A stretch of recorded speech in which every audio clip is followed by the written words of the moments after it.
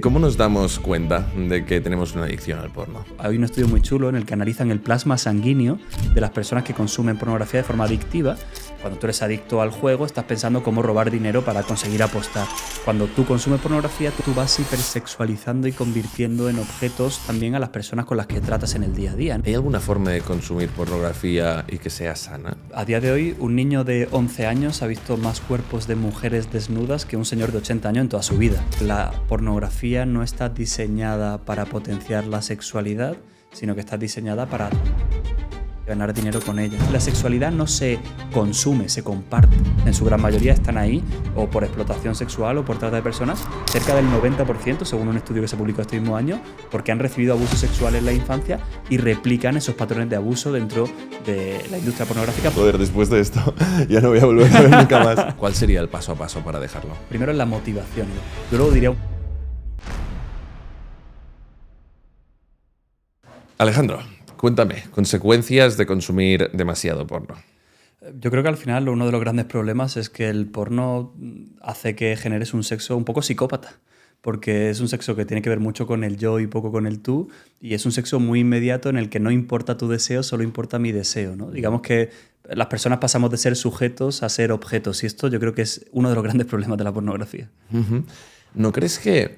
O sea, estoy de acuerdo contigo en ese sentido, pero ¿no crees que también hay eso como de me centro demasiado en el otro por una expectativa de yo hacerlo bien? Como tienes que cumplir cierto estándar y tienes que... ¿No crees que eso también está muy presente? Total, y eso tiene que ver con el yo también, porque tiene que ver con mi ego y con esa ansiedad de rendimiento que yo tengo, ¿no? Yo me pongo unas expectativas porque así yo, digamos que cumplo con lo que se espera de mí, entonces mi valía sexual como varón pues está preservada o incluso elevada, ¿no? Y eso también es un guión y un listón que te pone mucho la pornografía, ¿no? Debes comportarte de esta manera y así serás heroico en lo sexual, ¿no? Por tanto, sí, estoy completamente de acuerdo en que estás muy pendiente también de esa performance, por decirlo de alguna manera. Me gusta verlo desde ese punto de vista. Claro, eres tú al final también. Te estás preocupando por ti al estar pendiente de cuál es tu performance. ¿Y crees que es únicamente pornografía? ¿Crees que es cultural? Yo creo que vivimos en una sociedad en la que hay un perfume que baña un poco, ¿no? Digamos, la sociedad. Creo que las redes sociales están hipersexualizadas, las poses, la manera en la que nos mostramos, o sea, la intimidad ha pasado a la extimidad, ¿no? O sea, de dentro hacia afuera mostramos todo y de alguna manera estamos haciendo que la sexualidad pierda el valor que realmente tiene. Una de las cosas guays de la sexualidad es el descubrimiento progresivo, ¿no?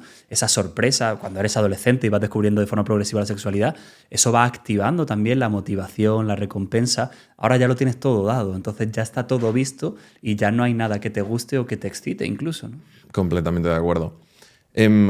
Primera consecuencia, centrarse un poco demasiado en ti y psicopatizar el sexo. ¿Qué más hay? Cuando hablamos de este sexo psicopático, hablamos también de la disminución de la empatía, que esto es bastante peligroso. Hay muchos estudios en los que se ha visto que hay una desconexión empática en aquellas personas que consumen más pornografía. Sus neuronas espejo, que se dedican, bueno, pues son unas neuronas que sirven para cuidar al otro, para conectar con la emoción del otro, y entonces pienso qué está pasando por tu mente y entonces me hago cargo, ¿no? Hay una canción de Carolina Durante que dice me piensas, luego existo, ¿no? Un poco bueno. Eso es muy necesario en el sexo, ¿no? Tengo en cuenta tu mente para poder tener esa relación sexual y para poder compartirlo. La pornografía, como se desconecta de esa empatía, empieza a instrumentalizar y cosificar más a la persona, ¿no? De hecho, hay un estudio muy chulo en el que analizan el plasma sanguíneo de las personas que consumen pornografía de forma adictiva y se ve que los niveles de oxitocina y vasopresina, que son unas hormonas que tienen que ver con también el vínculo, la capacidad de relacionarse de forma afectiva, están más alteradas a mayor consumo de la pornografía. Digamos que incluso a nivel plasmático tienes una alteración, ¿no? De tu capacidad de cuidar y de conectar con el otro, ¿no?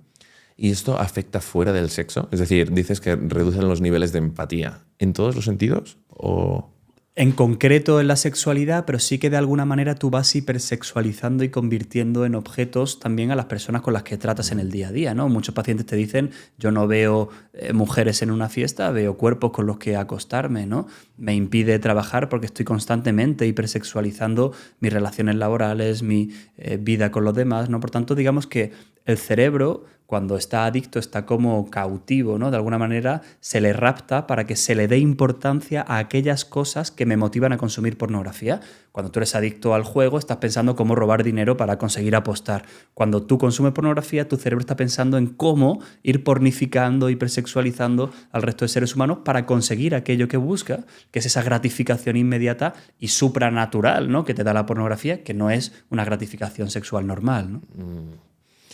Es como cambiar o sea, centrarnos todo el rato en lo que podemos conseguir más que influir con la vida, ¿no? De algún modo. ¿Qué más hay dentro del porno? ¿Por qué es malo que un adolescente empiece a consumir porno? Bueno, tú piensas que a día de hoy un niño de 11 años ha visto más cuerpos de mujeres desnudas que un señor de 80 años en toda su vida. O sea, esto es una locura y es un cambio de paradigma completamente. Es decir, la pornografía no es de la talla de nuestro cerebro. Evolutivamente y naturalmente tu cerebro no está preparado para esa novedad tan constante, tan infinita y ese menú a la carta de personas, lo cual hace que vaya saturando los sistemas del orgasmo, de la recompensa y de la reproducción, ¿no? Generalmente a nivel biológico pues tenemos grandes problemas, ¿no? Una necesidad constante de consumo. Cuanto más le abro la puerta a la pornografía, más me cuesta luego decirle que no, ¿no? Y tenemos dos deterioros. El de la corteza prefrontal, que es como el director de orquesta del cerebro. Pero claro, imagínate un director de orquesta que tuviera 100.000 músicos en lugar de 50 músicos en su banda. Pues sería caótico, ¿no? Eso le pasa a la dopamina, ¿no? Hay tanta dopamina, tanta intensidad que tu director de orquesta no puede dirigirla, ¿no? Entonces se va desgastando. Y luego el efecto de la tolerancia. Cada vez necesito más cantidad para sentir los mismos efectos. Hay dos tipos. Cuantitativa, paso más tiempo viendo vídeos o más frecuencia en esos vídeos. O cualitativa, ahí voy pasando a géneros más extremos, ¿no? Lo que antes me parecía agresivo ahora es normal. Lo que antes me daba rechazo ahora me gusta. Y voy desarrollando cada vez pues, una relación más dependiente de la pornografía. Al final es lo que busca cualquier industria, retenerte de manera cada vez más sofisticada y dándote novedad constante. Eso hace TikTok. ¿Cómo te atrapa ese algoritmo, ¿no? En 10 minutos tienes la capacidad de comprenderte y la capacidad de atraparte perfectamente. Por la pornografía igual, está diseñada para atraparte en una espiral en la que cada vez voy consumiendo algo más extremo y más intenso, porque así tengo más motivación o más deseo de pasar tiempo dentro de esas páginas, ¿no? Y así se lucran a través de nuestra sexualidad, ¿no?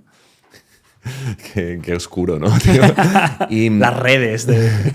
¿Conlleva también que luego un encuentro sexual sea menos estimulante? Sí, de hecho hay un fenómeno que se llama la preferencia pornográfica. Digamos que el deseo acaba yendo por dos vías diferentes. Uno que va por la vía de las relaciones sexuales y otro por ese deseo como individual hacia la pornografía. Va creciendo mucho ese deseo de estar yo en una especie de mundo fantástico con un menú a la carta y va disminuyendo el deseo hacia mi pareja, ¿no? Y como lo voy comparando, mi pareja va perdiendo porque claro, pues tomarme un café tranquilo con alguien no va a ser como consumir cocaína en una fiesta de miles de personas, pero bueno, evidentemente eso tiene un coste para nuestro cerebro. En esa comparativa, el sexo real pierde y la pornografía gana, ¿no? Y así, pues, digamos que ya no es tan excitante para mí el sexo en la vida real y me voy acostumbrando, pues, a la comodidad de la pornografía, pero que al final esa comodidad se vuelve inutilidad, ¿no? Es más cómodo ver TikTok que leerte un libro, pero es mucho más enriquecedor leerte un libro. Pues digamos que es la comodidad sexual, de alguna manera me acostumbro a eso, ¿no?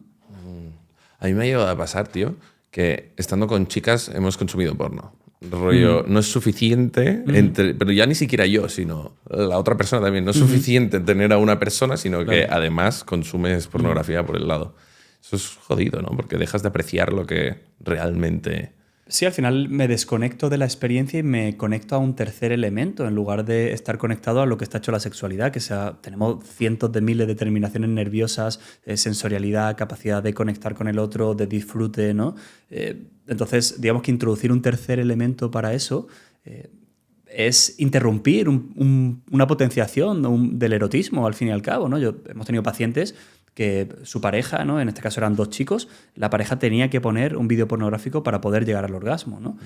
No podían llegar al orgasmo si no había pornografía por medio. Claro, al final te vas acostumbrando a algo externo y al final rompe con la naturalidad también, con esa reciprocidad y esa intimidad, ¿no? Que, bueno, pues al fin y al cabo introduce algo cada vez más fuerte. Si me acostumbras a consumir drogas también, como pasa con el chemsex, ¿no? Que es un sexo bajo los efectos de diferentes drogas, pues al final no puedo disfrutar de la sexualidad si no tengo esas drogas. Al fin y al cabo, pues le estoy introduciendo un elemento adulterado a la sexualidad, ¿no? ¿Hay alguna forma de consumir pornografía y que sea sana? Para esta es una pregunta muy interesante y yo diría que bajo ningún concepto, ¿no?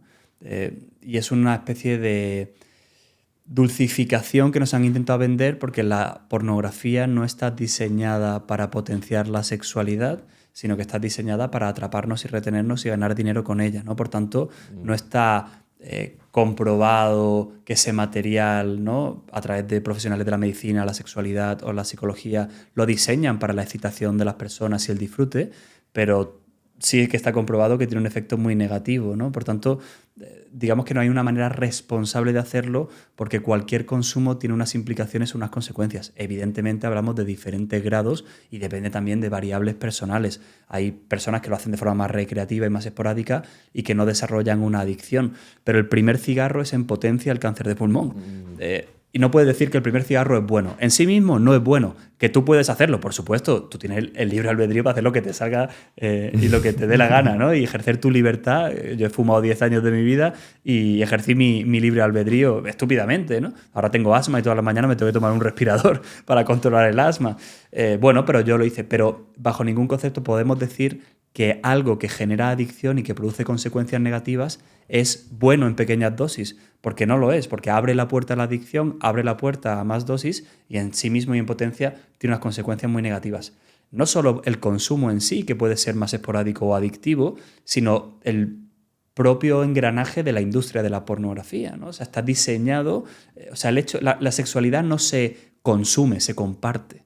Y la sexualidad está hecha en la pornografía para consumir a personas, para observar a otras personas en lugar de para compartir o experimentar yo el sexo. Por tanto, es un modelo de sexualidad de consumo principalmente de mujeres, que es la gran mayoría, y además de mujeres que en su gran mayoría están ahí o por explotación sexual o por trata de personas, o cerca del 90%, según un estudio que se publicó este mismo año, porque han recibido abuso sexual en la infancia y replican esos patrones de abuso dentro de la industria pornográfica, pero se dulcifica como la libertad, yo hago con mi cuerpo lo que quiero, pero es un falso paradigma, porque la libertad no es solo un derecho que se me otorga, sino también la responsabilidad de tomar decisiones buenas con respecto a mí y con respecto a los demás, ¿no? Entonces, bueno, perdón que me enrollo, esto da para un entramado así muy, muy grande, pero para mí es claro que no hay pornografía sin consecuencias, no hay un porno saludable, no hay un porno responsable y el narcotráfico del sexo nunca podrá ser responsable tampoco porque después de conocer mucho la industria también por dentro, pues sé que es una industria realmente problemática para las personas y que no aporta a la vida sexual. Los pacientes viven su sexualidad de forma mucho más rica. En sexología tenemos muchas formas para trabajar las fantasías y el deseo sexual y no hace falta de la pornografía para vivir esa sexualidad. Luego que cada uno, sabiendo esto, pues haga lo que le dé la gana. Vale, me ha gustado la respuesta. Me ha encantado la frase, la de la sexualidad no se consume, se comparte, tío. Qué buena frase. Estoy 100% de acuerdo y creo que seguramente la mayoría de gente en nuestra sociedad no lo percibe así ahora mismo. Cuéntame un poco sobre la industria. Has comentado la industria pornográfica, el narcotráfico. ¿Cómo funciona por dentro la industria del porno? Es una locura. Hace poco dimitió toda la cúpula directiva de Pornhub, que es la cara visible, ¿no?, de toda la industria, pero detrás hay un gran entramado de unas grandes empresas. Ahora lo ha comprado un supuesto fondo ético canadiense que se llama ILO. Tuvo que cambiar el nombre porque MindGeek, que era su anterior nombre, estaba ya manchado por toda la historia que tenía. O sea, compran industrias del videojuego, participaciones de videojuegos donde están los menores para poder estar ahí, se jactan de llegar a los menores y, bueno, pues tienen productoras, tienen distribuidoras, tienen plataformas de streaming, ¿no? Entonces es un gran entramado, sobre todo de recopilación ilegal y venta ilegal de datos. Al final son empresas de Big Data, son tecnológicas que tienen más visitas que Netflix, que Amazon o que TikTok, ¿no?, o ChatGPT. Por tanto, estamos hablando de que tienen la capacidad de ser muy buitres en la extracción de datos y luego venderlos de forma ilegal. Tienen sentencias en los tribunales supremos de los Estados Unidos. Hubo un movimiento hace unos años llamado Trafficking Hub, donde descubrieron unas mujeres, madres de familia, periodistas, que había vídeos que estaban subidos a Pornhub de mujeres desaparecidas o de niñas desaparecidas que provenían del secuestro, de la trata de personas, y muchos de los vídeos también eran de menores de edad que no habían sido controlados o censurados. De hecho, hay un vídeo de cámara oculta donde una periodista se infiltra con uno de los directivos de Pornhub y el directivo admite, casi jactándose, que su plataforma tiene una barra libre para que los pedófilos pudieran subir y almacenar los vídeos. Porque tú puedes subir un vídeo de una chica y poner el DNI de tu prima, pero no hay un macheo con inteligencia artificial, con tecnología biométrica para saber que esa cara realmente es la de ese DNI, ¿no? Por tanto, bueno, ha habido una barra libre durante mucho tiempo, lo sigue habiendo y es realmente un negocio bastante turbio.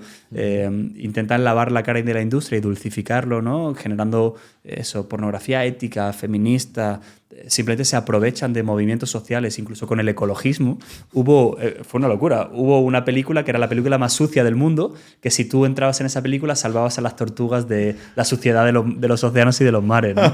Entonces, han utilizado una serie de estrategias para dulcificar algo que es una industria de explotación sexual y de trata de personas, ¿no? O sea, que la pornografía es la prostitución 2.0 también, una prostitución digital, y realmente es una industria muy, muy problemática. ¿Qué pasa? Que se nos ha vendido bajo el paradigma de la libertad sexual. Entonces ha tenido un reducto de decir, no, estás moralizando la sexualidad, o no, tú no eres nadie para decirme lo que yo haga. Pero como sociedad, los estados, las instituciones y los profesionales, ¿no?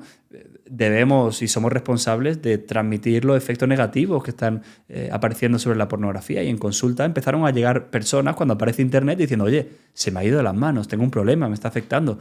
Y muchos psicólogos a veces decían, no pasa nada, reduce un poquito el consumo y ya está. Eso no es un problema, simplemente tienes que aceptar que eso está bien, ¿no? Y ahora la narrativa empieza a ser diferente y eso es un hito, y a mí me alegra mucho que empiece a haber una narrativa del porno similar a la del tabaco, ¿no? Uh-huh. Antes hablábamos tú y yo, ¿no? De que al fin y al cabo es una industria. Ahora decimos, qué locura que hace 20 años se fumara delante de tu hijo de 3 años en la sala del médico. En 20 años nos dirán seguro qué locura que hubiera barra libre de móvil, barra libre de wifi y barra libre de pornografía para niños que creen en el ratoncito Pérez todavía, ¿no? Es fuerte, eso me gustó la frase que dijiste. ¿Qué edad empiezan a consumir normalmente la pornografía los niños? En España la edad media está entre los 9 y los 11 años para el primer contacto. 9 años, tío. Hay una psicóloga que dice que es too much y too soon, ¿no? Demasiado intenso y demasiado pronto, ¿no? ¿Qué les causa eso a un niño de 9 años? O sea, es prácticamente una violación digital. Es un trauma. O sea, no están preparados para digerir y para entender lo que ocurre ahí, y es un contacto totalmente anómalo, ¿no? Algunas veces alguna niña me ha dicho cómo me borro esta imagen de la cabeza de 11 años en un taller, ¿no? Porque de verdad me está haciendo sufrir, ¿no? Es como si le dieras un chuletón para comer a un bebé de 1 año y medio. No puede masticarlo, no está preparado su cabeza. Ni siquiera tiene un deseo de excitación todavía una niña de 10 años o un niño de 9 años, ¿no? ¿Cuándo surge el deseo de excitación? Bueno, va progresivo, pero digamos que conforme va avanzando la preadolescencia, no es verdad que cuando en la infancia pueda haber algún tocamiento, algún primer contacto y empiezan a activarse algunas terminaciones nerviosas, pero digamos que ya es más entrada la preadolescencia y luego en la adolescencia donde empieza a haber esa revolución hormonal, donde empieza a tener como más deseo, a aparecer la excitación. Te llega el porno antes de estar en ese punto, ¿eh? Eso es. Puta, eso tiene que ser malo de cojones. Te llega la pornografía antes de que tú tengas un deseo realmente de conexión con esa excitación. Por tanto, se salta etapas, ¿no? Es como si te enseñan pues a conducir un Ferrari antes de saber montar en bici, ¿no? O sea, que no tiene nada que ver, ¿no? Y eso es un problema. De hecho, algunos estudios en Italia nos dicen que los niños de 9 años, el 80% de chicos de 9 años ya ha visto pornografía. Wow. Y el 50% de chicas de 9 años ya ha visto pornografía, ¿no? Lo cual... In other news. Espero que estés disfrutando de la conversación, pero me gustaría parar un segundo para pedirte que te suscribas. A los invitados les encanta ir a un podcast con un número muy grande de suscriptores, así que nos ayudarías mucho si le das a suscribirte porque facilitas nuestro proceso de agendar invitados. Y si te molan las conversaciones y te gustaría que te enviáramos por correo los aprendizajes y las claves de cada podcast, tienes la newsletter abajo en la descripción. Vuelta a la conversación. Muy interesante eso. ¿Cuáles son las diferencias entre género en cuanto al porno? Pues hay varias. Al chico le genera más adicción y más tolerancia, porque bueno, parece que el material también está más diseñado para el varón, ¿no? Evidentemente, son mujeres las que se consumen, el varón siempre sale ganando, el vídeo empieza con la erección y termina con la eyaculación, ¿no? Y además parece que, bueno, pues le produce como más activación de esa compulsividad, ¿no? Por tanto, digamos que por cada 4 adicciones que hay de un hombre hay una de la mujer. Sin embargo, Así, ¿eh? sí, Cua- más o 4 menos a es la 1. prevalencia, Vale. 4-1 entre hombres y mujeres, entre chicos y chicas también, adolescentes. Y luego sí que sabemos que a las mujeres les favorece más la soledad que a los hombres porque les genera más estigma, también porque el sexo culturalmente ha sido un tabú más para ellas y pues que haya una mujer adicta al porno es algo, bueno, totalmente poco usual, ¿no? E incluso se le podría señalar por ello, ¿no? Y la mujer no se siente todavía con la libertad, entre los hombres podremos hablar más con libertad, ¿no? Entonces, parece que hay más estigma y la mujer que consume porno tiene más probabilidad de ser víctima sexual en la vida real que la que no consume porno, ¿no? Acabamos de publicar un estudio para mi tesis doctoral con niñas de México y España de 12 a 16 años y hemos visto una relación directa entre el consumo de la pornografía y la probabilidad de ser una víctima de una agresión sexual, porque normalizan la violencia, ¿no? Si yo nazco en Vietnam y normalizo la guerra, las amputaciones, me voy desensibilizando y si viera una amputación aquí en Madrid no me parecería nada raro. Para mí, ver una amputación sería lo más loco que he visto en mi vida, ¿no? Porque tengo sensibilidad. La mujer se va desensibilizando hacia la violencia y la permite porque cree que es lo deseable, lo esperable, lo erótico y lo que debe hacer para gustar al chico, ¿no? Por tanto, va aumentando y la pone más en riesgo cuanto más consume de la pornografía y construye este guión de destrucción de la sexualidad, ¿no? Coño, tío, sí que es jodido. Joder, después de esto ya no voy a volver a ver nunca más. ¿Cómo nos damos cuenta de que tenemos una adicción al porno? Bueno, yo siempre hago la misma pregunta y es, ¿has probado a dejarlo? Porque igual has normalizado, forma parte de tu repertorio sexual y normalmente cuando la persona deja de consumir pornografía, si está acostumbrado a ello, ya no puede excitarse sin la pornografía. De hecho, intenta tener un momento de autoerotismo, no lo consigue y por supuesto en pareja, ¿no? O sea que la primera pregunta es, ¿forma parte de tu dieta sexual la pornografía? Y si has intentado dejarlo, ¿eres capaz de hacerlo? O pruébalo, prueba a estar 1 mes o 2 meses sin la pornografía. ¿Cómo te sientes? ¿Tienes deseo de consumirlo? ¿No lo tienes? Eso sería una parte, ¿no? El control, ¿no? La dependencia. Luego estaría el efecto de escalada. Has ido increciendo, ¿no? Vas un poquito cada vez a más. Sientes que has hecho cosas de las que te arrepientes. Tenemos personas en consulta ahora que utilizan la inteligencia artificial para desnudar a personas conocidas, ¿no? 1 de cada 50 hombres ha desnudado a alguien conocido, según los últimos datos. Ayer se publicó un artículo sobre este tema en un periódico muy conocido en España. Y tenemos pacientes pues, que su mujer le ha pillado porque ha desnudado a amigas de su mujer o ha desnudado a familiares como a su prima. Con la inteligencia artificial. O sea, ya ha hecho algo que se le ha ido de las manos, todavía está al borde de lo legal porque no está regularizado y ha llegado a consecuencias muy, muy negativas, ¿no? Por tanto, cuando tienes consecuencias en tu vida y has llegado a puntos que nunca imaginarías, oye, esto ya sería también un criterio. Y de alguna manera cuando dependes de la pornografía para tu día a día, para la gestión de tus emociones, para calmarte, para regularte, pues es un indicativo, ¿no?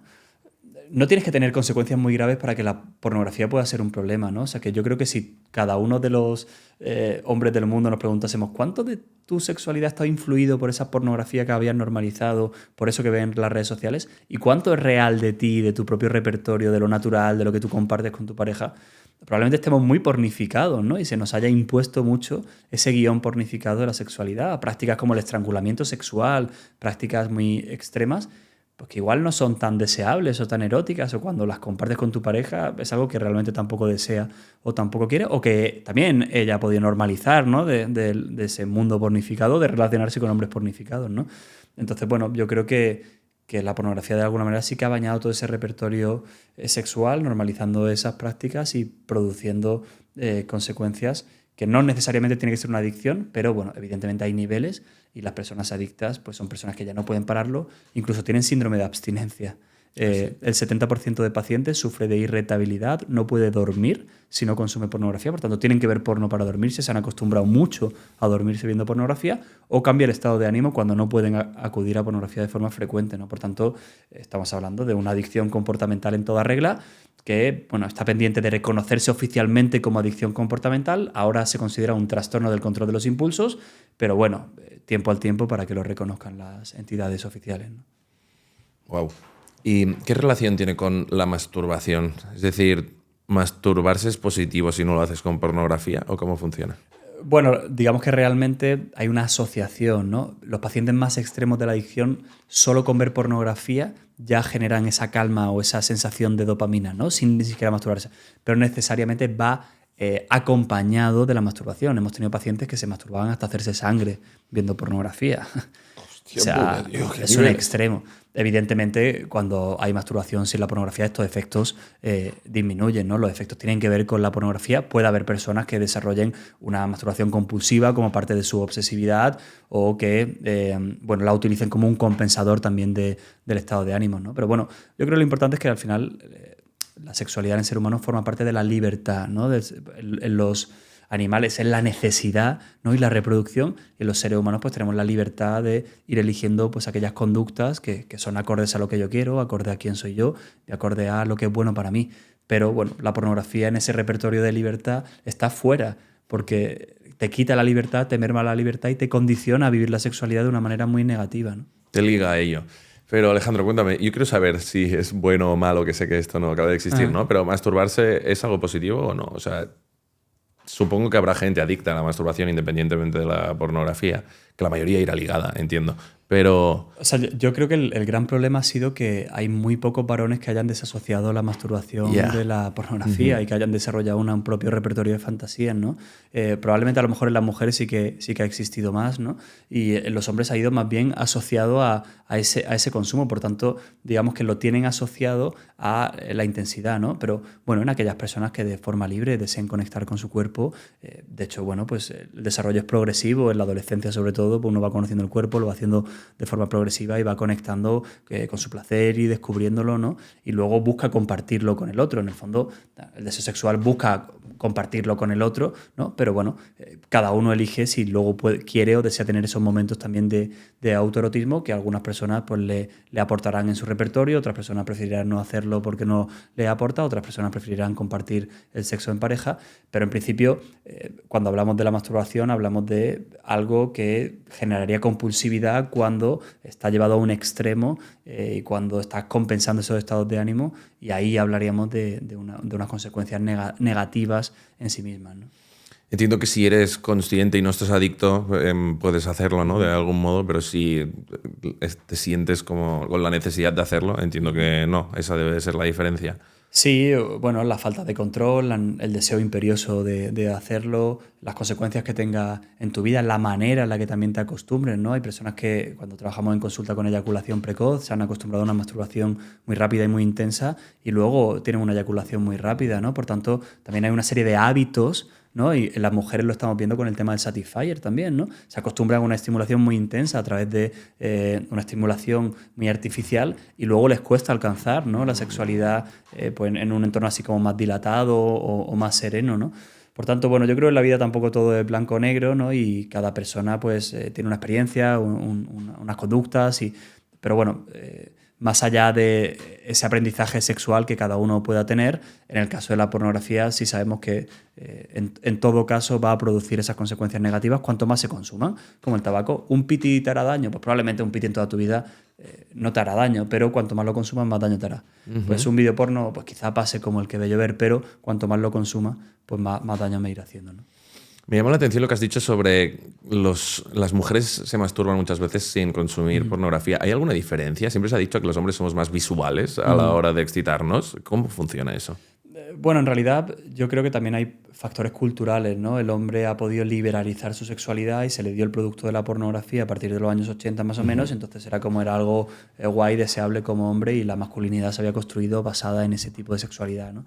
Y para la mujer ha sido algo oculto el hablar de la masturbación, hablar de la sexualidad o de las relaciones sexuales también. La mujer era promiscua si tenía relaciones sexuales y el hombre era un auténtico héroe, ¿no? Siempre ha habido como estos estilos, ¿no? Entonces, también ese condicionante cultural del material pornográfico que estaba diseñado para hombres y que a la mujer no se le diera un espacio para hablar de la sexualidad, pues también probablemente haya hecho que hayan estado más inhibidas dentro de la sexualidad, ¿no?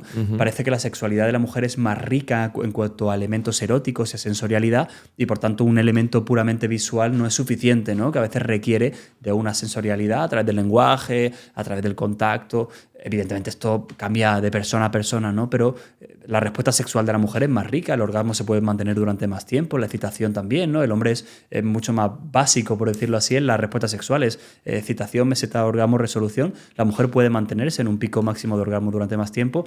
Por tanto, digamos que es una respuesta sexual más elaborada, ¿no? Por tanto, bueno, pues también la pornografía quizá está diseñada más para esa excitación rápida, esa compulsividad, ese pico de placer, y entonces a la mujer pues necesita otro tipo de estimulación, ¿no? Que tiene que ver más con otros elementos sensoriales o de intimidad a lo mejor también, ¿no?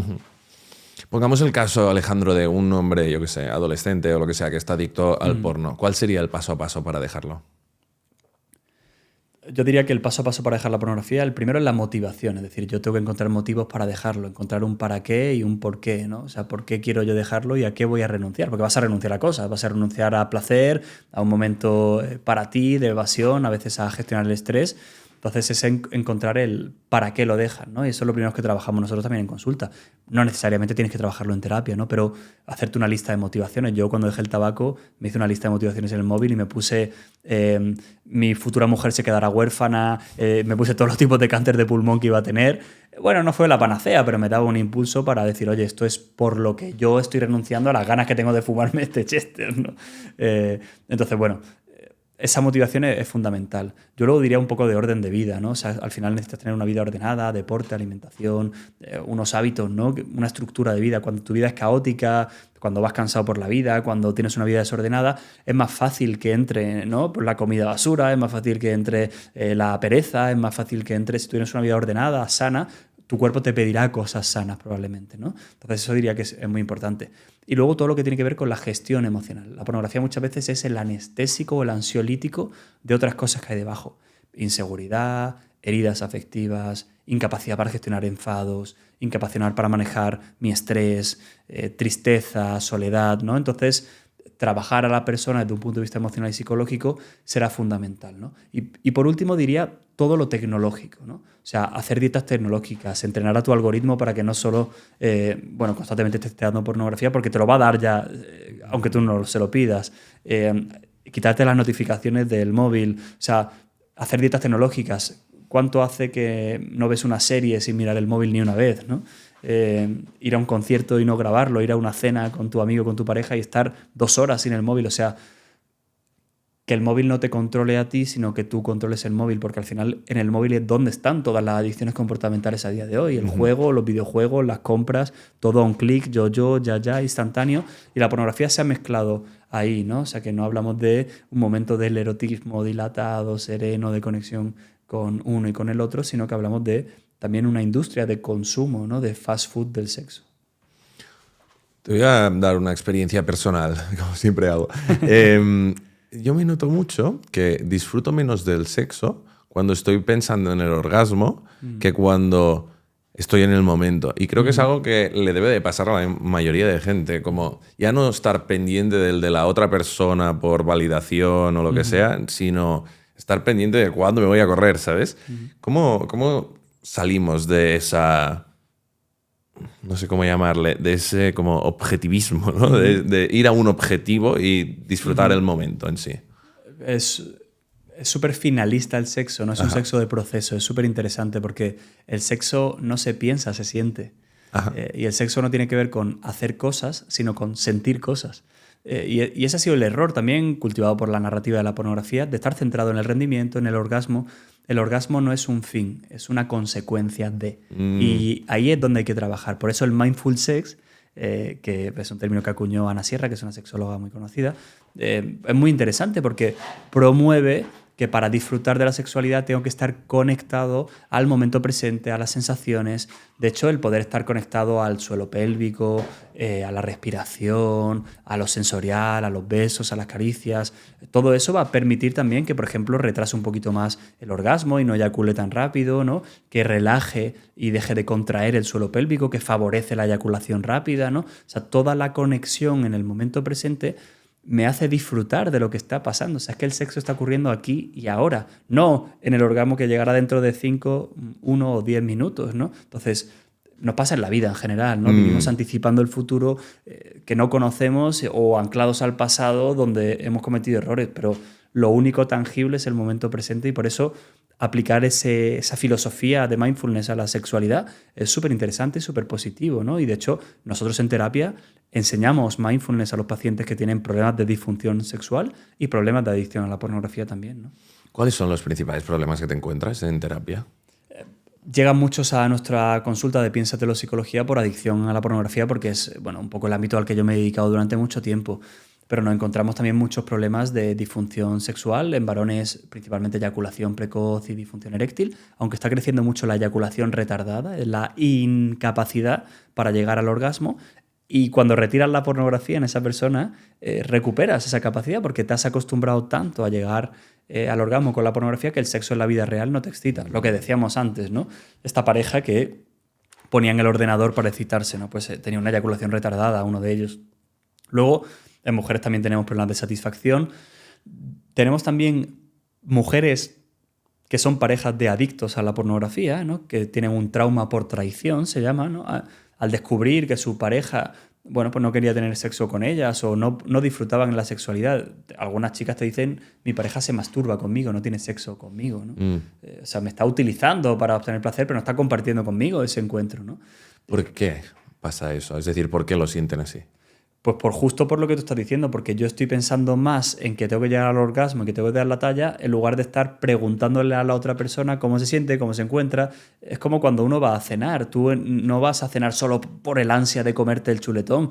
Tú llegas, hay un previo, te tomas un vermú, unas aceitunitas, luego tienes una conversación. Para elegir el menú también, tú pides tu plato y la otra persona el otro, pero también se piden entrantes que compartes, que, oye, ¿te apetece esto? ¿Te apetece lo otro? Y luego hay una sobremesa con una copita, con lo que sea, ¿no? El sexo implica ese proceso, ¿no? Y esas mujeres se quejan de que falta ese proceso y que lo único que hay es la búsqueda de vamos a comer y nos vamos, ¿no? Y dice, comer como en mi casa, ¿no? Yo lo que quiero aquí no es solo comer o solo el placer de comer, que también evidentemente forma parte, sino que quiero toda esta experiencia que implica el sexo, que de hecho es mucho más satisfactoria. Cuanto más están esos elementos, las ecuaciones de sexología dicen que el potencial erótico es mayor, si hay esos procesos psicológicos y no solo el orgasmo físico y luego la descarga de dopamina o la eyaculación, ¿no? Me da la sensación que todo es un poco lo mismo, ¿no? Hay un mismo axioma con permeables de todo lo que estamos hablando, que es ser finalista, ¿no? Buscar la finalidad y no disfrutar del momento. ¿Cómo se cura? Esto ya es más psicológico, ¿eh? Pero ¿cómo curamos esa sensación de buscar siempre algo y estar más presente? Entiendo que gestionando emociones, aprendiendo a, yo qué sé, bueno, mindfulness, ¿no? También no tener incoherencias por dentro que te hagan estar incómodo y te hagan estar estresado, con lo cual te deje, ¿no? Sentirte presente en el momento. ¿No te da la sensación que tanto la pornografía como el sexo, como de hecho la adicción a todas las cosas, vienen de que estás tapando algo? Sí, o sea, yo creo que en parte está este mundo, ¿no? De la sobreestimulación, como tú dices, como con algo transversal, ¿no? Que es esa gratificación inmediata. Hay una frase de Frankel que me gusta mucho que dice que entre el estímulo y la respuesta hay un espacio, y en ese espacio está nuestra libertad, ¿no? Y a día de hoy somos esclavos y no somos libres porque vivimos estímulo-respuesta, ¿no? Por tanto, poder encontrar esos espacios me parece un gran trabajo que necesitamos hacer. Yo el otro día fui a hacerme una resonancia por un tema médico y pues ahí te ponen en silencio y te quedas 20 minutos y el aparato con los cascos así. Y pasado 10 minutos dije, wow, ¿hacía cuánto tiempo no estaba de verdad callado a solas conmigo? Porque sí, a veces leo, pero voy en un tren porque voy rápido de un sitio a otro, al final miro el móvil, pongo la tele, pongo la radio por las mañanas mientras me levanto y dije, wow, qué paz. Y mira que estoy ahí con el estruendo y en una cosa médica, pero dije, qué paz poder salirnos de ese ruido. Yo creo que uno de los grandes retos que tenemos es poder salirnos de ese ruido porque estamos completamente saturados de estímulos y de ruidos, ¿no? Ese ruido, lo uno con lo que decías, nos impide mirarnos para poder ver qué hay dentro y qué no funciona dentro.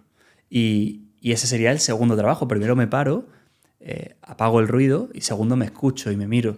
Y cuando me miro descubro cosas, aprendo cosas, a veces necesito ayuda para solventarlas, a veces puedo empezar a trabajarlas, ¿no? Al final comprender alivia, ¿no? Comprender sana, ¿no? De alguna manera. Entonces necesito mirarme para decir, oye, ¿qué necesito arreglar? Probablemente todos tenemos dolencias, carencias, inseguridades, que no las tenga miente. Todos las tenemos. No todo es perfecto, no todas las familias, ninguna familia es perfecta, y aunque no tengas un gran evento o un gran trauma, todos tenemos cosas que superar, ¿no? Por tanto, poder mirarme es el primer paso, ¿no? Para luego ver, oye, a qué le tengo que prestar más atención, qué tengo que sanar, con qué emociones me relaciono yo peor, ¿no? Con qué personas me relaciono yo peor y por qué me generan, por qué pasa esto con un perfil y con otro. Y poder conocer eso es sanador. Hoy trabajaba con un paciente que pues era muy dependiente de su pareja, ¿no? Y se sometía a todo lo que ella le decía todo el rato. Y ahora que se encuentra a sí mismo, dice, no necesito refugiarme en la pornografía porque antes iba a la pornografía porque ahí era un sitio donde yo controlaba, donde tenía poder y donde yo tomaba mis decisiones, ¿no? Ahora me siento en relaciones de tú a tú con las personas que quiero y me relaciono y no busco compensar ese vacío con la pornografía porque ya no me hace falta. Pero ahí hemos tenido que bucear, ¿no? En ese trabajo de la persona. Introspección es Total. el concepto. Y me ha parecido interesante una cosa que has dicho. Hay veces que con una persona fluye mucho todo lo sexual y hay veces que no. No entiendes por qué, porque como objetivamente desde fuera te atraería más una persona y luego con otra fluye muchísimo más. ¿Eso a qué se debe? Bueno, supongo que hay muchos factores. Al final el sexo es complejo. Pensamos que es solo dos genitales, ¿no? que comparten, pero al final son dos seres humanos y dos personas que están entrando en lo más íntimo que hay para alguien, donde uno se desnuda física y emocionalmente ante el otro, ¿no? Entonces, bueno, ahí aparecen los miedos, la sensación de amenaza, los problemas de autoestima, la falta de aceptación de mi cuerpo, mis complejos. Y bueno, cuanto menos trabajo tenga, más difícil me va a resultar dejarme llevar, porque al final el sexo es abandono, ¿no? Me tengo que abandonar para poder disfrutar y para poder compartir con el otro, ¿no? Entonces, al fin y al cabo, donde deberíamos poner el foco es en crear un entorno de seguridad, ¿no? Por eso el sexo no tiene que ver tanto con las posturas que yo haga, sino con crear ese clima de confianza y de comunicación para que el sexo fluya. Si tú preguntas a cualquier persona de qué ha dependido el mejor sexo, probablemente dependa de ese clima, esa conexión, esa comunicación que se ha generado, que es a veces casi intangible, ¿no? Que ha permitido, ¿no? Pero no tanto de que haya habido una pose u otra, ¿no? O que haya hecho todas las prácticas del Kama Sutra o lo que ha aprendido en la pornografía, sino depende más, en realidad, de la relación, del clima relacional, ¿no? Por tanto, yo creo que dependerá del caso, ¿no? Pero puede ser que me sienta incómoda con mi cuerpo o incómodo, puede ser que tenga miedo a que el otro me haga daño, puede ser que yo esté buscando una cosa y esté utilizando el sexo a cambio de una moneda de cambio para obtener afecto, pero en realidad tengo miedo a que luego no me den ese afecto. O sea, pueden estar existiendo muchas cosas, ¿no? Dentro de eso. Y, joder, lo interesante es hacerse cargo de qué busca uno en el sexo, para qué lo hace y qué está buscando allí. Y también intentar meterme en la mente del otro, ¿no? Con el que me voy a relacionar allí. Decir, oye, ¿qué está buscando? ¿Qué quiere? ¿Cuáles son sus necesidades? ¿Sus emociones? Y bueno, y ahí compartir desde el consenso, la comunicación y la curiosidad y la diversión también, ¿no? Pero que la curiosidad, la diversión y el placer llega cuando se construyen esos cimientos sólidos de trabajo personal, ¿no? Y trabajo de ser capaz de ponerme en la mente del otro también, ¿no? Me da la sensación que tiene que existir la posibilidad de ser vulnerable con la otra persona para poder disfrutar del sexo, ¿no? Como, a ver, es algo muy íntimo, ¿no? Estás sin ropa con otra persona.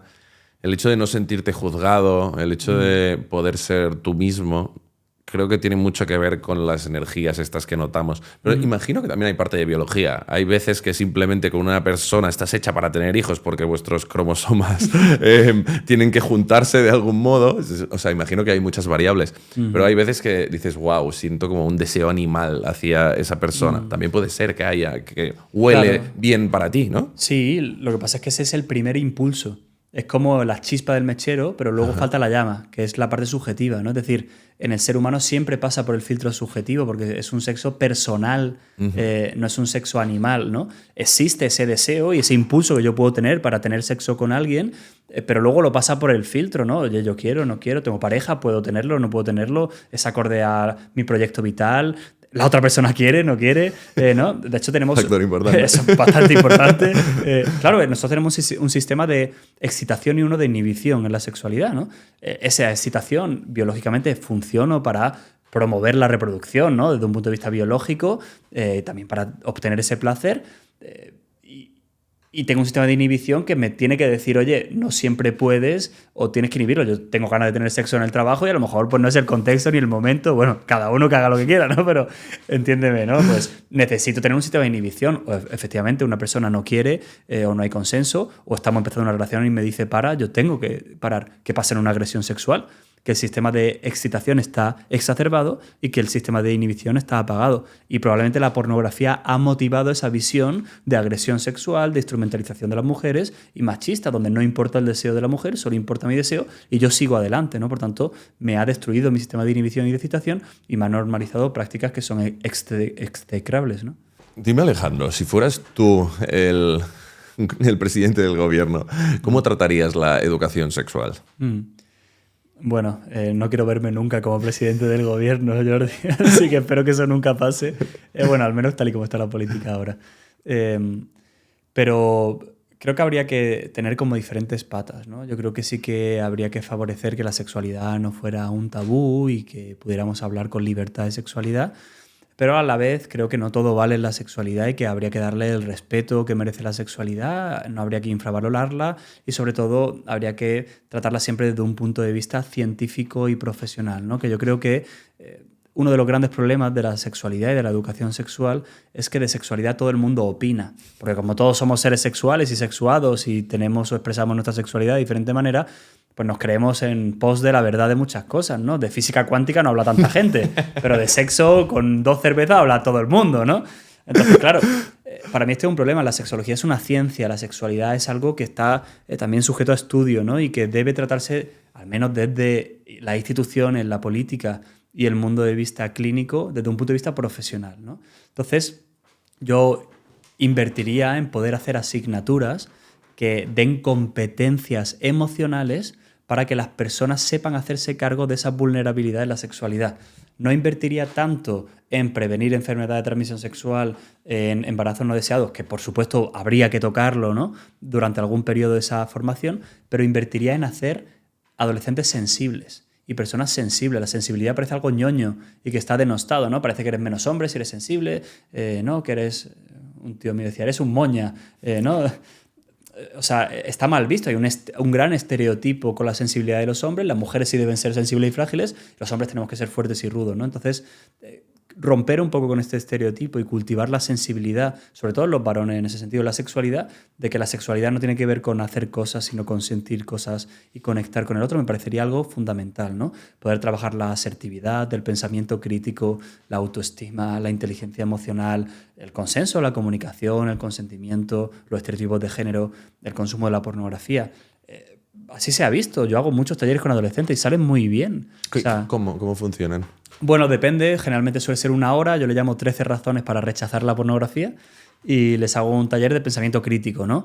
Y muchos adolescentes terminan el taller diciéndote, oye, nunca me había planteado esto y ahora que sé el impacto que tiene la pornografía, probablemente deje de hacerlo o lo haga menos o cuando lo vea me lo cuestionaré, porque yo nunca había escuchado nada así sobre la pornografía, ¿no? Entonces, merece la población saber que sí, que la pornografía te da placer, te evade de unas emociones, pero que tiene este contrapeso, ¿no? Al igual que pues, el cannabis te puede relajar, pero te puede dar un brote psicótico, te puede afectar a tu memoria procedimental y luego pues, el ser humano elegirá qué quiere hacer con su vida y con su salud.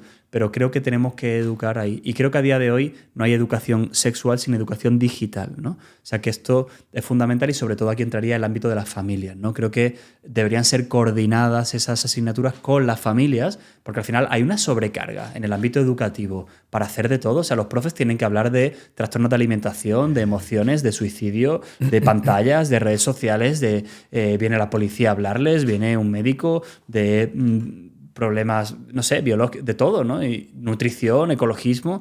Entonces, los profesores no pueden educar a los hijos de esa familia, ¿no? Entonces, las familias tienen que ser más responsables y las familias no tienen tiempo a día de hoy, ¿no? Sobre todo aquí en una ciudad como Madrid también, ¿no? Eso es más difícil, ¿no? El otro día veía una barbaridad, una madre de familia, te lo prometo, literal, ahora hace unos días, con su hija de 1 año y medio, le puso un iPad delante para comer. Delante del iPad le puso unas gafas de colores que se apagaban y se encendían como estas de festival. O sea que para prestar atención al iPad, necesitaba ponerle unas gafas de festival de colores y además, te lo prometo, tenía en la otra mano el móvil. Es decir, la niña estaba viendo, te lo prometo, literalmente, estaba viendo un iPad, un móvil y como eso no le llamaba suficiente la atención, le ponía unas gafas de colores para que mirara allí. O sea, pues esas niñas van a ser completamente incapaces de sostener su atención. De hecho, el cociente intelectual de las nuevas generaciones está bajando por esa súper y sobreestimulación, ¿no? Estás saturando. O sea, pues dentro de 20 años vamos a tener niños y niñas que bailan muy bien por TikTok, pero que van a ser incompetentes a nivel intelectual y no van a saber leerse un libro, ¿no? Entonces, bueno, pues será un mundo muy bailarín, pero... Estamos atrofiando la capacidad para dirigir la atención. Me gustaría ver el porcentaje de TDAs que existía antes y que existe ahora. Todo debido a la tecnología completamente. Total. Y también imagino que es falta de disciplina o de tiempo o de voluntad por parte de los padres en destinar parte de su atención a, yo qué sé, a hacer que su hijo de 1 año no necesite 3 móviles a la vez y 20 iPads, ¿no? Yo cuando doy talleres con padres les hago una pregunta y les digo, si te atreves esta noche, pregúntale a tu hijo, ¿qué piensas que es lo más importante para papá? A ver qué te responde. Hostia. Porque como te responda el trabajo, el móvil, el ordenador o algo que no sea la familia, ¿no? Pues probablemente estés metiendo la pata. O cualquier, si esto lo ve algún padre que piense, ¿no? O madre, ¿no?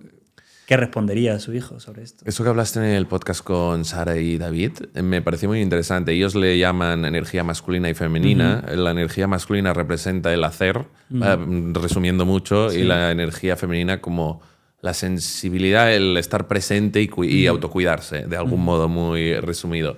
Sí que creo que culturalmente, al menos en Occidente, tendemos muchísimo al hacer y estamos descompensados entre la quietud y la introspección con el estar fuera, el estatus, el crear cosas como para valorarnos. Y eso se ve reflejado en las familias, en los niños que ven a sus padres trabajar todo el día. Es complicado. Y en 2 cosas, en el narcisismo y en el histrionismo social, ¿no? O sea que además tengo que mostrarlo y las redes sociales han permitido que tú tengas un escaparate donde te están viendo. Es como las tiendas, ¿no? Tú estás allí y estás en un escaparate, pero no solo cuando vas de compras, ¿no? Sino que estás 24/7 y la gente puede comprar o no tu contenido, le puede gustar o no, te aprueba o no te aprueba. Y eso tiene un impacto. Tú subes un vídeo a Instagram y si tiene 0 likes, te genera tristeza. Además, en este caso, en nuestro trabajo, ¿no? De alguna manera, evidentemente, pero incluso en tu cuenta personal, si ni siquiera tu tía del pueblo le da un like a esa foto, ni tu madre te comenta qué guapa o hija, te va a afectar. O sea que a día de hoy estamos más sometidos que nunca a la aprobación de los demás y a esa deseabilidad social, ¿no? Por tanto, son muy narcisistas porque estamos muy pendientes del yo, del ego, de lo que genero en el otro, en lugar de estar pendiente en el tú también y en poder hacerme cargo. Y al final... todo lo que me hace feliz tiene que ver más con el tú que con el yo, ¿no? O sea, parte del yo, pero tiene que ver con el tú. O sea, cuando tú compartes el éxito, es mucho más satisfactorio. No solo el hecho de ganarlo, sino el hecho de poder compartirlo y que el otro pueda alegrarse por ti. El hecho de poder ser generoso con el otro. El hecho de... es mucho más feliz la persona que comparte que la persona que consume. Y... a veces confundimos el placer con la felicidad, ¿no? El placer es algo instantáneo, efímero, que dura poco en el tiempo, que tiene que ver con el yo. La felicidad es algo estable, duradero y que tiene que ver con el nosotros también de alguna manera, ¿no? Creo que cuando el ego lleva las riendas de nuestra persona, no solo somos narcisistas, egocéntricos y tal, sino que perseguimos cosas que realmente no queremos, que realmente no nos llegan. El ego nos pide pues lo que la sociedad culturalmente dice que es éxito, como por ejemplo followers en redes sociales, dinero, coches, relojes. Estoy diciendo aquí abogacía, algo que yo tengo mucho también, ¿no? Pero bueno, cuando nos lleva el coche el ego, perseguimos cosas que realmente no nos van a llenar.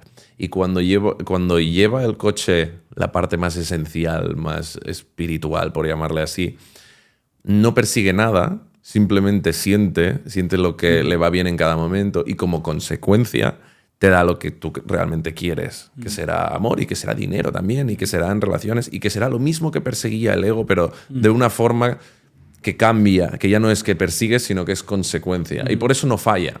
Entonces, el ego ve en redes sociales que quieres un coche, que es el que tiene todo el mundo, que es rico, o vivir en Dubái, entonces lo persigue. Llegas ahí y dices, mierda, hostia. porque no estoy mejor de lo que quería. Y ahí dejar ir, da una sensación que dejar ir ese deseo es como volverte un hippie un poco, ¿no? Es como pierdes las riendas de tu propia vida. Dices, bueno, ahora ya no persigo nada, ya no tengo el control. Pero realmente te va a llegar como consecuencia. La consecuencia del sexo bueno es el orgasmo. Cuando tú persigues el orgasmo, sufres hasta que llega y te quedas bien. Es como, qué bien, ya está, ya lo he conseguido.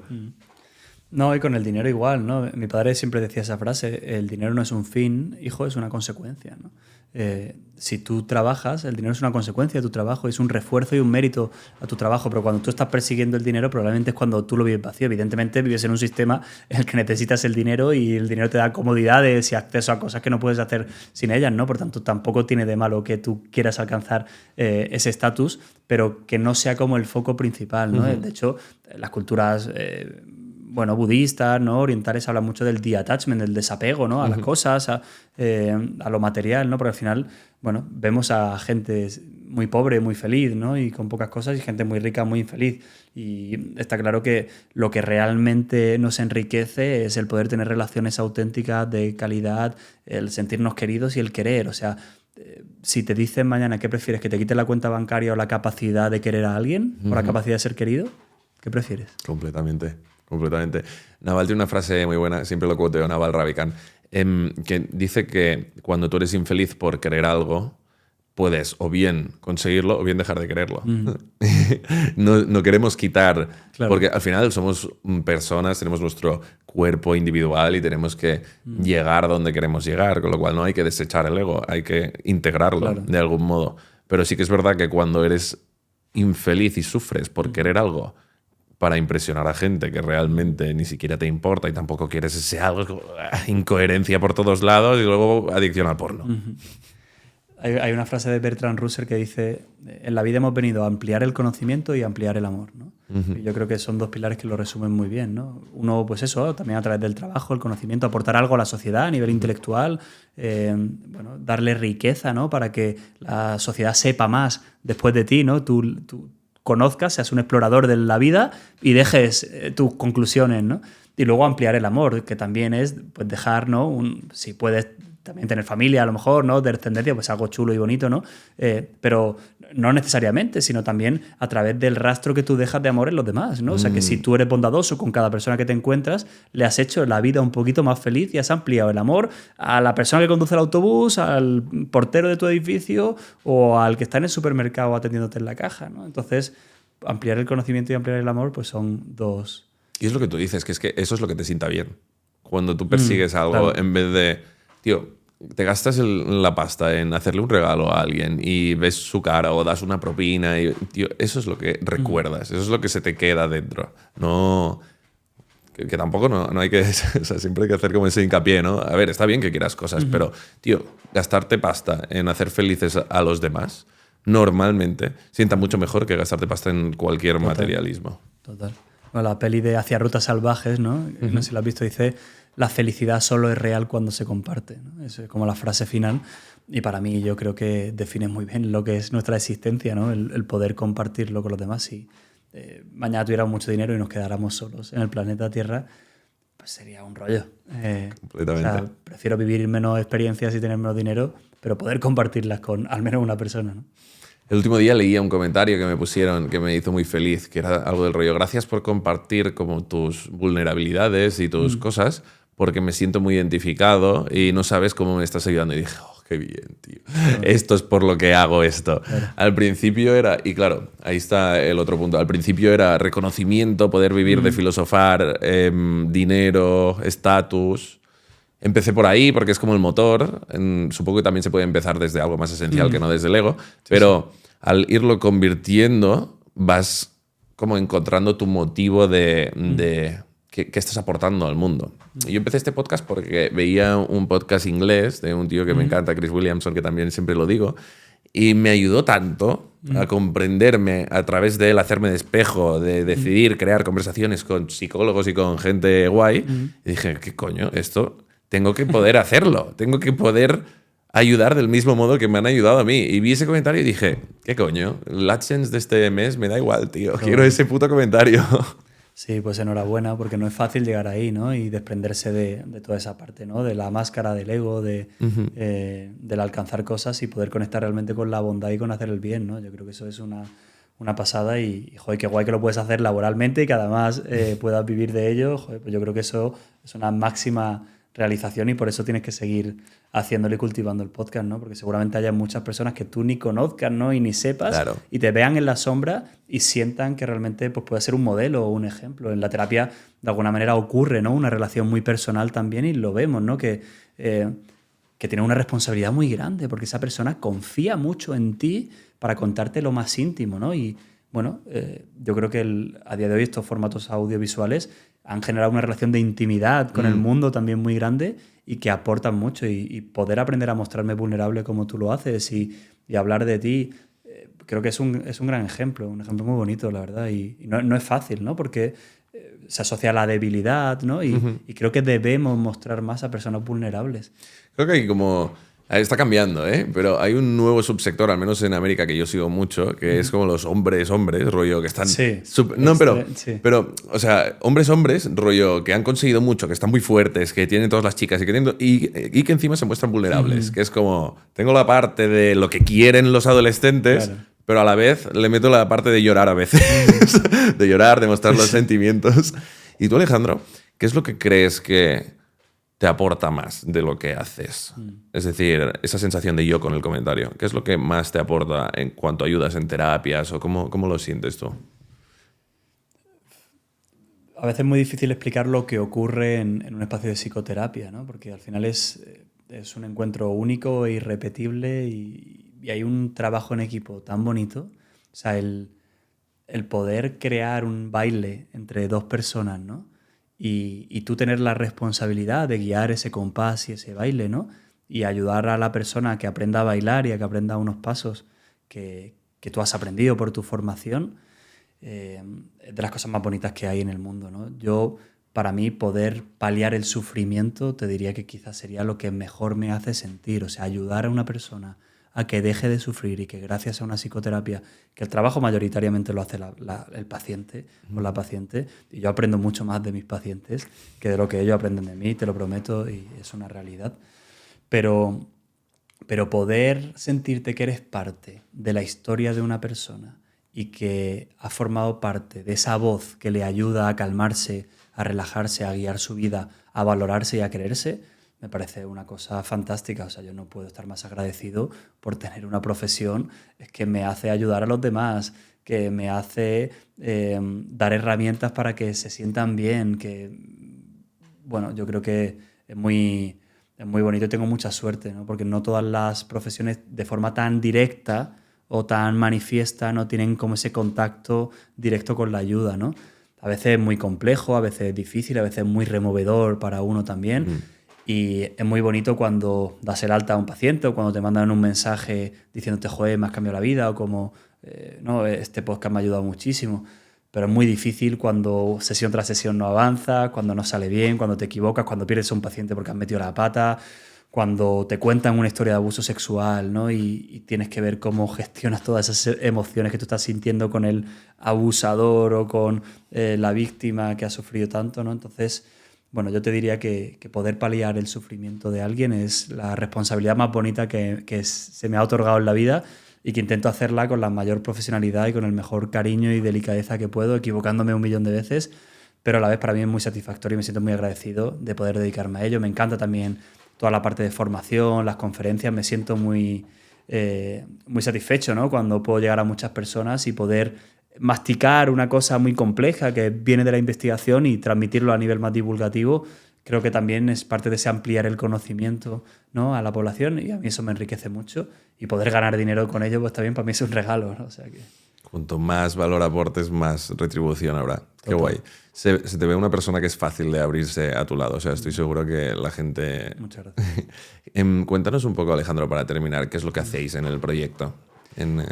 Sí, bueno, Piénsatelo Psicología es un proyecto emergente de salud mental, está un poquito en pañales Y bueno, pues nace un poco de la necesidad eso de pararnos a pensar, ¿no? Que es verdad que durante muchos siglos la corriente del pensamiento está muy presente, ¿no? En la filosofía, en la Grecia antigua, etcétera.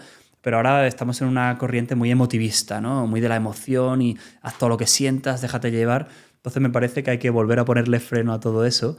Y bueno, la salud mental es un espacio para pensar, para reflexionar y pues nos centramos principalmente en la ayuda a personas, ¿no? Tenemos un proyecto de terapia online muy bonito donde con diferentes profesionales pues ayudamos a salir de las adicciones comportamentales o a sustancias, de problemas de sexualidad o problemas como la ansiedad, la depresión o la obsesividad. Y bueno, esa es una de las patas, pero otra de las patas es cuestionarnos las cosas, ¿no? De hecho, nuestro eslogan es pensar es de valientes y aquí nos cuestionamos las cosas, son como dos frases nucleares que tenemos y nuestra idea es, bueno, pues transmitir estos mensajes también, repensar cosas que no se han pensado y cuestionarnos temas como la pornografía, el uso de la tecnología, las redes sociales, la desconexión con nosotros mismos que pensamos que son importantes para hacer bien a los seres humanos, así que estamos trabajando mucho en dar muchas formaciones, vamos a colegios, a institutos, a asociaciones, ¿no? Y, bueno, sobre todo la ayuda online, que es en lo que estamos especializados, y un poquito de investigación, que eso estamos poquito a poco también intentando aportar valor científico a lo que decimos, no solo una opinión, sino que tenga un fundamento científico en aquello que defendemos. Así que nada, si nos quieren visitar, pues tienen piensatelopsicología.com, que es nuestra web, o el Instagram, y pues cualquier persona que necesite ayuda pues podrá venir a pedirnos, yo le atenderé y cualquiera del equipo podrá atenderle, ¿no? Alejandro, si pudieran quedarse con una cosa, ahora te escucha todo el mundo y tienes un minuto para decirles algo que aplicarán, ¿qué sería? Pues yo creo que se deben cuestionar las cosas, ¿no? Y me gustaría que hicieran un viaje hacia adentro y que se cuestionaran todo lo que hemos hablado hoy. Hemos hablado de muchas cosas, ¿no? De mi relación con el sexo, con la pornografía, con la forma en la que consumo cosas, con el hacer, ¿no? Y que piensen que si eso realmente les está haciendo feliz o si hay otra manera pues de llegar a ello o de ser felices de otra manera. Y que luchen por ello y que trabajen por ello porque merece la pena, ¿no? Y al final, pues ese comentario es un reflejo de ello o el efecto que tienes en un paciente es el reflejo de ello. Así que, bueno, recuperar la sensibilidad. Vivimos en un mundo de hate, de odio, de polarización. Vamos a recuperar el amor al ser humano, que tenemos más cosas en común que cosas que nos diferencian, así que a ver si podemos ir acercándonos un poquito más, ¿no? Qué bonito, Alejandro. Me ha molado mucho la conversación y Muy interesante, creo que muchas estás gracias. haciendo un muy buen trabajo, sinceramente. Gracias, estoy súper agradecido que me hayas invitado, me ha encantado conocerte, así que ha sido un placer. ¿No te da la sensación de que el algoritmo es como un poco un dios que selecciona perfectamente para ti? Pues en este caso no va a ser menos y el algoritmo ha seleccionado el vídeo perfecto para ti. Así que clic aquí para ir a él y no olvides suscribirte.